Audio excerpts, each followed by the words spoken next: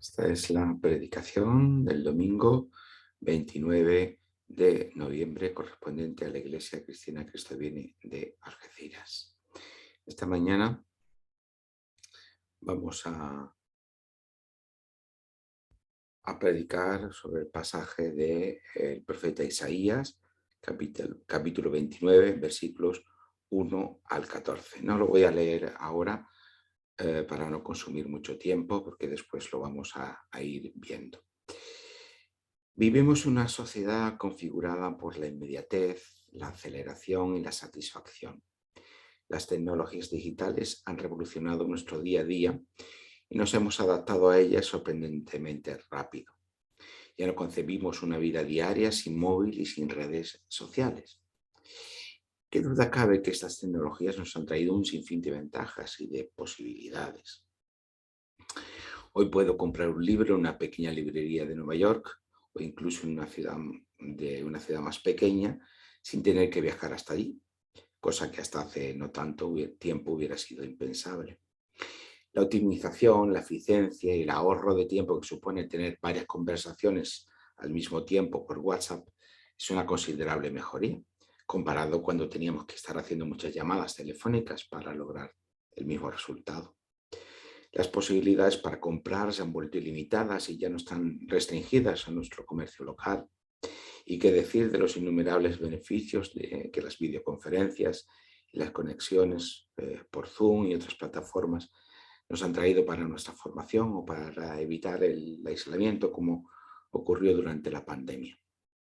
Pero todo ello supone que también nos hemos acostumbrado y hemos normalizado que nuestra vida diaria gire en torno a la velocidad de lo inmediato, a la satisfacción no diferida de nuestros deseos y de nuestras necesidades. Las iglesias también se han adaptado con igual rapidez a estos cambios.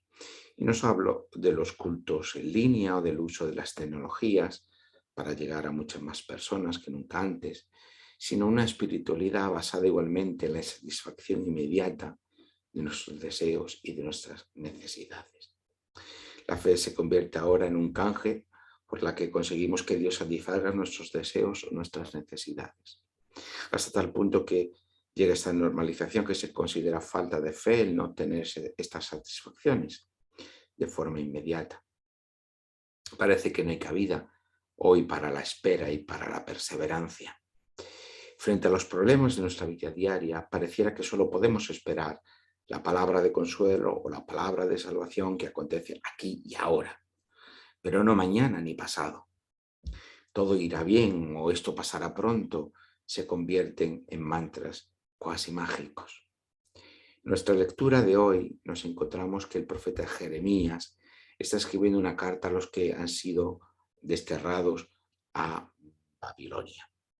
Jerusalén sufrió una primera deportación en el año 597 a.C.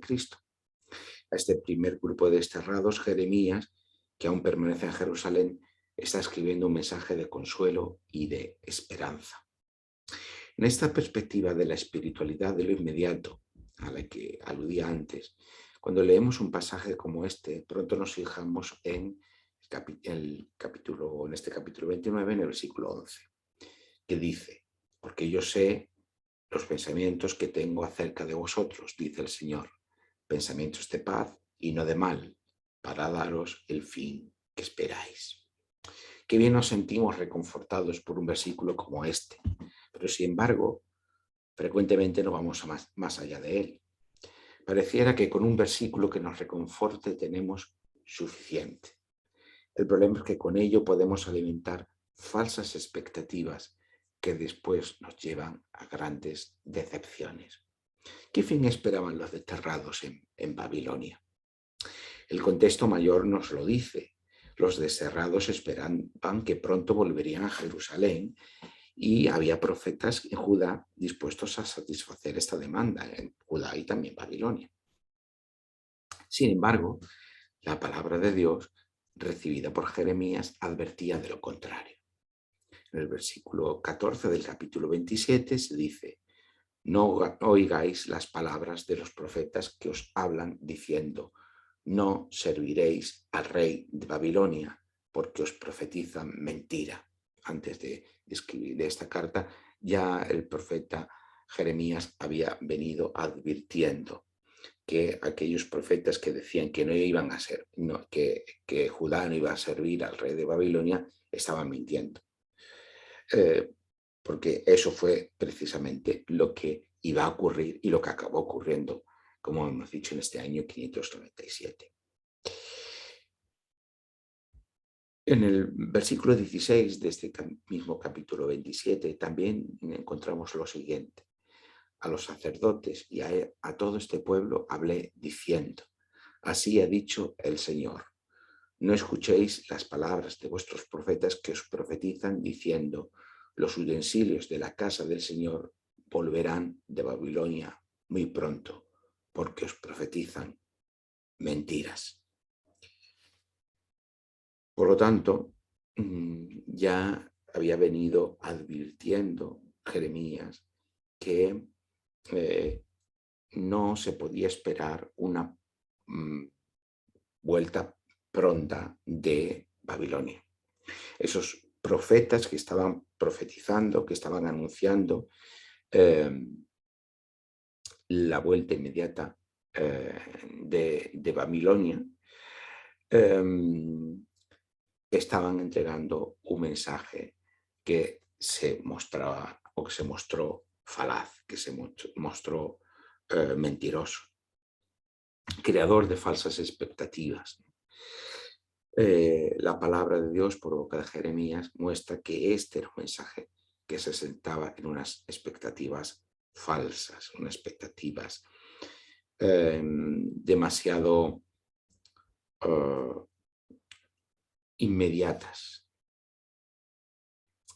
Pero incluso en el capítulo 28 leemos una disputa entre un profeta, uno de estos profetas que anunciaban una vuelta pronta, como era Ananías, y el profeta Jeremías. En el comienzo del capítulo 28, en los primeros 4 versículos, encontramos las siguientes palabras de Ananías. Ananías, hijo de Azur, profeta que era de Gabaón, me habló en la casa del Señor, delante de los sacerdotes y de todo el pueblo, diciendo, así habló el Señor de los ejércitos, Dios de Israel, diciendo, quebranté el yugo del rey de Babilonia. Dentro de 2 años haré volver a este lugar todos los utensilios de la casa del Señor, que Nabucodonosor, rey de Babilonia, tomó de este lugar para llevarlos a Babilonia. Y yo haré volver a este lugar a Jeconías, hijo de Joacín, rey de Judá, y a todos los transportados de Judá que entraron en Babilonia, dice el Señor, porque yo quebrantaré el yugo del rey de Babilonia. Por lo tanto, Ananías está profetizando que Dios ha quebrantado el yugo del rey de Babilonia, que el rey de Babilonia ha puesto sobre Judá, pero que en un plazo de 2 años se producirá esta vuelta. Sin embargo, Jeremías le contesta, lo encontramos en el versículo 15 de este capítulo 28, diciendo, escucha ahora, Ananías, el Señor no te envió y tú has hecho confiar en mentira a este pueblo. Aparentemente podríamos pensar que el mensaje de Ananías, que estimulaba a esperar un regreso pronto a los desterrados en Babilonia, constituye un mensaje de estímulo y de esperanza para ellos.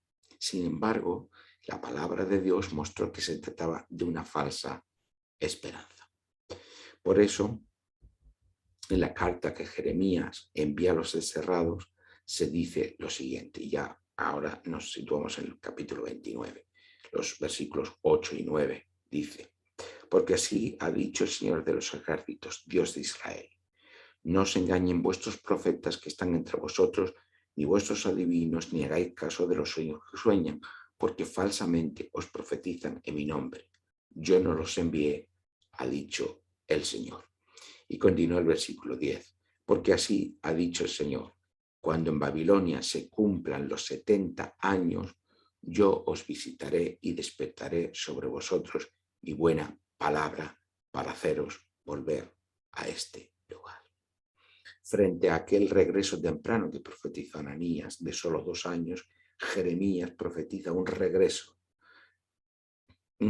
sí, pero que no tendrá lugar hasta 70 años después. Es decir, que tanto los que estaban en Jerusalén como los que estaban en Babilonia debían esperar un tiempo muchísimo más largo. Veis que todo el contexto de nuestro pasaje hay digamos, un debate, una confrontación entre estas dos líneas de pensamiento, diríamos. Por un lado están los profetas que están profetizando que el regreso va a ser muy pronto. Por otro lado tenemos Jeremías, movido por la palabra de Dios, que está diciendo no, el regreso va a ser mucho más tarde. Y es que la fe que confía y la espera esperanzada no se desarrolla en la inmediatez de lo que se anhela o se necesita. Como decíamos antes, estamos muy acostumbrados a esa inmediatez, a esa satisfacción de nuestros deseos aquí y ahora.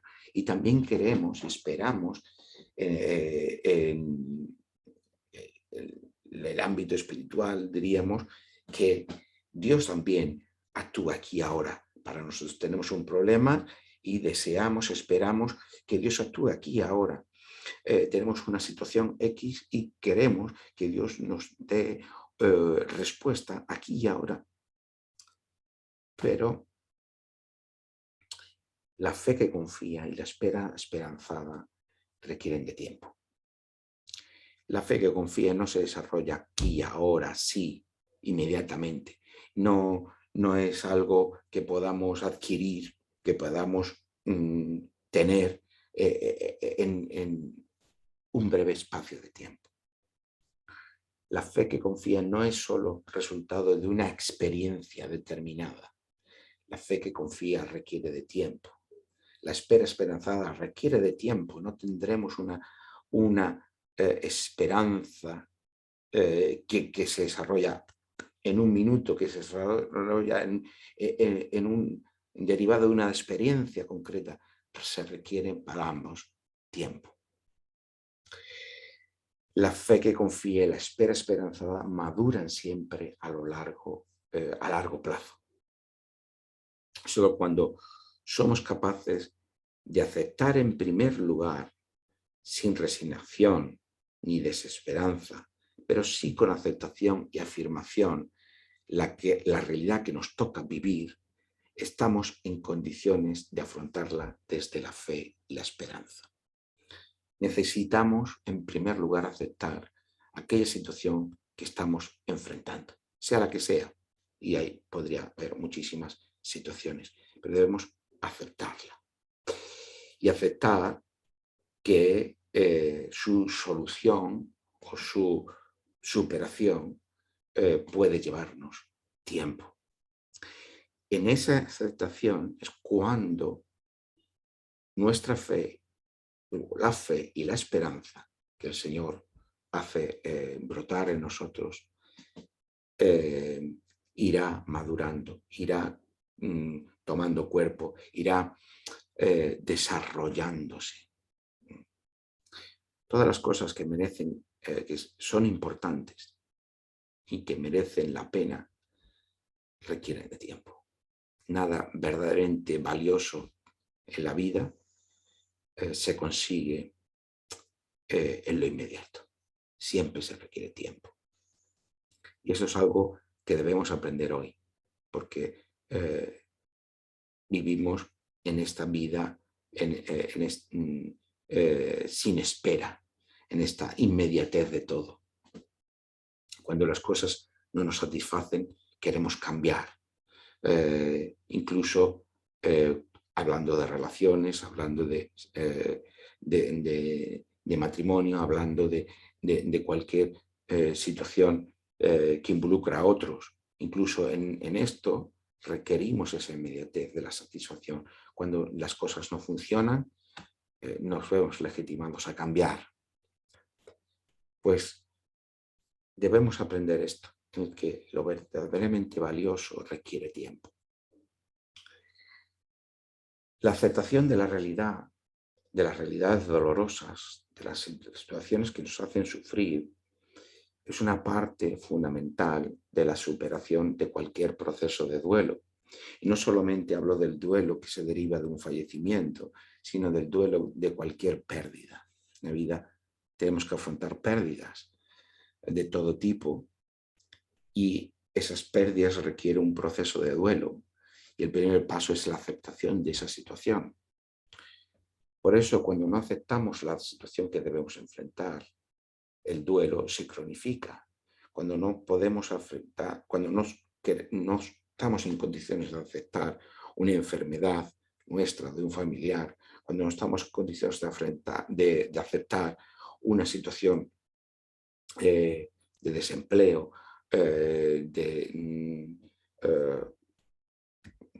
bueno, cualquier otra cosa que podamos enfrentar en este momento, eh, salud económica, personal, cualesquiera que sea, cuando no estamos en condiciones de aceptar esa situación como un primer paso, eso nos impide poder tener la serenidad suficiente para poder enfrentarla de forma adecuada. Por eso Jeremías les dice, en primer lugar, en su carta a los desterrados, lo siguiente.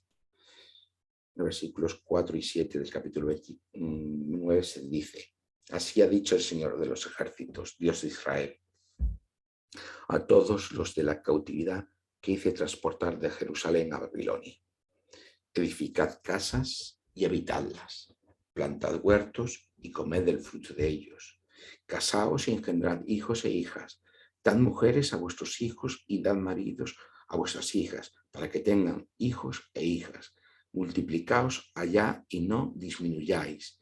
Procurad la paz de la ciudad a la cual os hice transportar y rogad por ella al Señor, porque en su paz tendréis vosotros paz. Estas palabras de Jeremías están invitando a los desterrados a aceptar la situación que les toca vivir, la situación de destierro del que no van a ver pronto. Y deben afrontar esa situación, en primer lugar, aceptándola.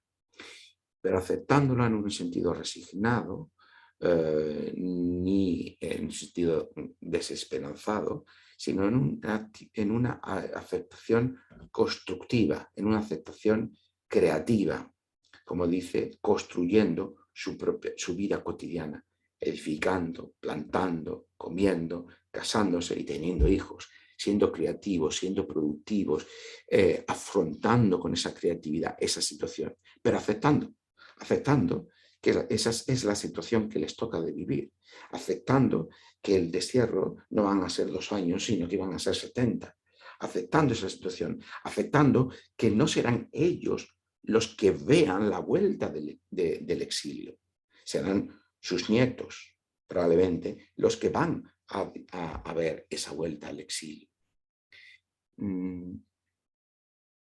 La aceptación de la situación por la que pasamos implica que esa situación puede demorarse en el tiempo. Y significativamente les dice que en su paz, en la paz a la que ellos deben contribuir, de la sociedad en la que allí en Babilonia en la que se encuentran, ellos van a encontrar paz. Esa aceptación y ese enfrentarla de forma creativa es importante para encontrar la paz.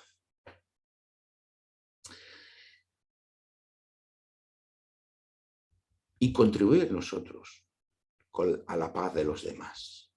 Solo podían estar en paz si contribuirían a la paz de la sociedad la que vivían. Sin embargo, los desterrados, lejos de aceptar su situación, reaccionaron reactivamente contra Jeremías y enviaron una carta al sacerdote del templo de Jerusalén.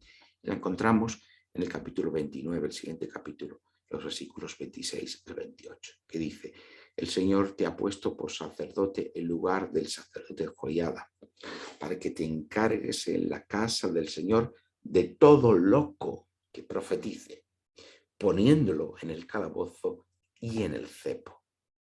¿Por qué pues no has reprendido ahora a Jeremías de Anatot que os profetiza? Porque él nos envió a decir en Babilonia: largo será el cautiverio, edificad casas y habitadla, plantad huertos y comed el fruto de ellos. No aceptaron los desterrados precisamente que esa era la situación que tendrían que afrontar, la de un destierro largo. Solo podemos tener paz en medio de las situaciones límite cuando somos capaces de aceptarlas, pero no de una manera resignada, como hemos dicho, sino de manera creativa. La aceptación es el primer paso, pero no es el único. El segundo paso es el enfrentamiento creativo, pero ese nos abre, o esos dos pasos nos abren al tercero, que es la esperanza. Ahora, y solo ahora que ya hemos recorrido todo este camino, que hemos comprendido cuál es el contexto, qué se dirimía en esa situación por la que Judá estaba pasando. Como digo, ahora y solo ahora que hemos entendido todos los matices y todas las aristas de aquella situación, es cuando el versículo 11 con el que hemos empezado ese capítulo 29 adquiere todo su sentido. Ahora podemos leer ese versículo 11 con toda su profundidad y con toda su riqueza. Cuando dice: porque yo sé los pensamientos que tengo acerca de vosotros, dice el Señor. Pensamientos de paz y no de mal, para daros el fin que esperáis. Una vez que hemos aceptado nuestra situación límite por la que estamos pasando, por la que estemos pasando, estamos en condiciones de entender que la voluntad de Dios es de paz y no de mal para nosotros. Hay una esperanza. Claro que la hay. Siempre en la perspectiva de la fe hay una esperanza. Pero, en primer lugar, debemos aceptar esa situación y debemos enfrentarla de manera creativa. Entonces será cuando el horizonte de esperanza se abrirá delante de nosotros. Terminamos leyendo el capítulo 29, los versículos 12 al 14. Entonces me invocaréis. A veces en situaciones límite no vemos a Dios lejano, porque en primer lugar nos hemos empecinado en no aceptar aquello que tenemos delante. Entonces me invocaréis, vendréis y oraréis a mí, y yo os escucharé. Me buscaréis y me hallaréis, porque me buscaréis de todo vuestro corazón. Seré hallado por vosotros, dice el Señor. Haré volver a vuestros cautivos y os reuniré de todas las naciones y de todos los lugares a donde os arrojé, dice el Señor, y os haré volver al lugar de donde os hice llevar. Debemos aceptar la situación, pero no es una resignación la que nos ayudará a seguir adelante, sino es la confianza que brota de la esperanza de las promesas del Señor. No es: hay esta situación y yo lo que quiero es, lógicamente, que esto pase cuanto antes. Pero mientras nos mantengamos ahí, no estamos en condiciones de afrontar esa situación y no estamos en condiciones de afrontar esa situación desde la esperanza que el Señor nos trae. Que tiene pensamientos de paz y no de mal, de bien y no de mal para nosotros, pero que debemos respetar y entender los tiempos. Decíamos la semana pasada que debemos leer toda nuestra vida a la luz y con las lentes de la narrativa de salvación de la Biblia. Y esta es la única manera de aportar a nuestra vida una perspectiva mayor que la de las situaciones concretas por las que tenemos que pasar. El creyente no debe estar encerrado en la inmediatez de lo que tiene que vivir aquí y ahora, sino que debe ese vivir aquí ahora, vivirlo en la perspectiva de lo que Dios está haciendo en su creación, poniendo orden en su creación. Esta es la única manera de no quedarnos atrapados por ninguna situación concreta, por ningún duelo concreto, por ninguna situación que nos haga frenar o estancar nuestra vida. Verla en el contexto mayor de lo que Dios hace en el mundo. Y eso solamente lo podremos tener cuando tengamos, vivamos, interioricemos y estemos configurados por la narrativa de la Biblia, que nos da esa perspectiva a largo plazo de lo que Dios hace.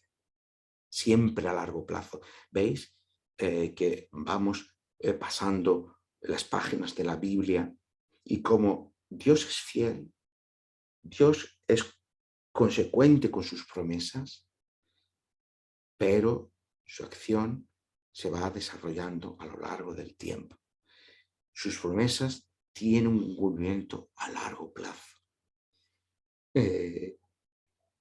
¿Hay acciones de salvación aquí ahora concretas? Sí, por supuesto que las hay, pero su propósito de salvación va mucho más allá de eso. Y nuestra vida debemos vivirla participando de ese largo plazo en el que se cumplen las promesas del Señor.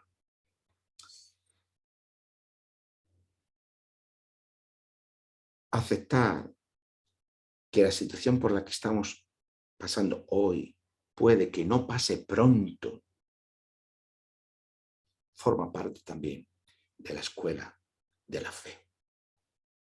A veces, cuando estamos sufriendo, claro, pensar en que esto se pueda dilatar nos podría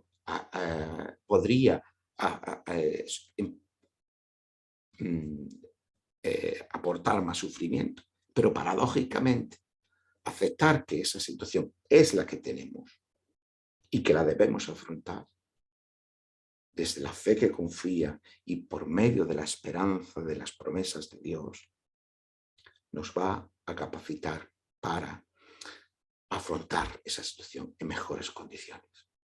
Después de esto,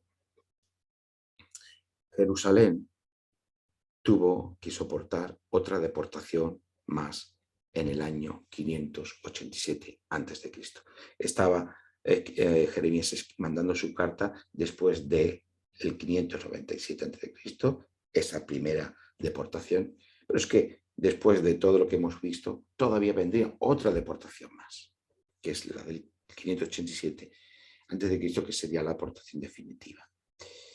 Y precisamente el libro de Jeremías, si lo leéis, va a terminar ahí. Termina precisamente con la destrucción de Jerusalén, con una nueva deportación y con los deportados allí en Babilonia. Y es que el tiempo del Señor, como hemos dicho ya, no es nuestro tiempo.